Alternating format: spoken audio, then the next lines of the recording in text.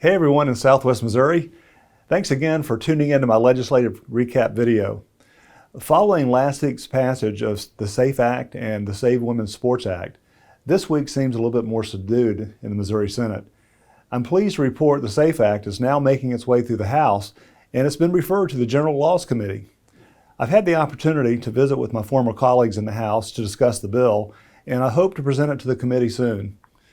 Children deserve and need our utmost protection. Another priority issue the majority party has focused on this session is reforming the initiative petition process. Multiple bills have been filed, but Joint House Resolution 43 has advanced the furthest and is now being considered by the Senate.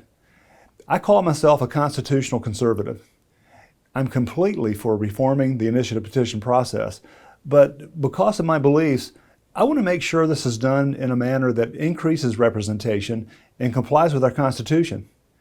According to Article 3, Section 49 of the Missouri Constitution, the people reserve the power to propose and enact or reject laws and amendments to the Constitution by the initiative, independent of the General Assembly. I believe the very first words, the people, validate the concept of a fairly represented concurrent majority. While I agree with the idea of HJR 43, I would prefer we pass the language in my Senate Joint Resolution 33, which would mandate a concurrent majority ratification for constitutional amendments.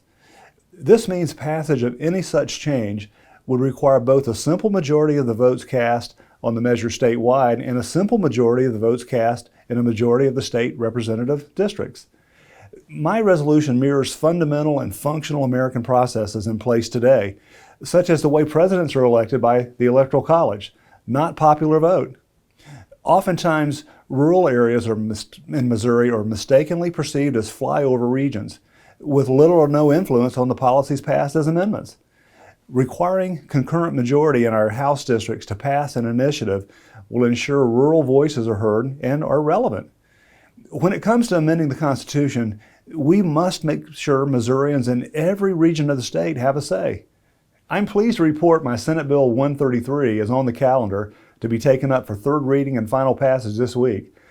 As an avid supporter for the unborn, I believe expecting parents should be able to claim their unborn child as a dependent the same year as conception. Preparing for birth and arrival of a new baby is very costly, so this bill will help new parents offset some of these expenses. The Senate will turn its attention to several other topics going forward, including sports wagering, freezing senior citizens' property assessments, and offering school choice for public school students.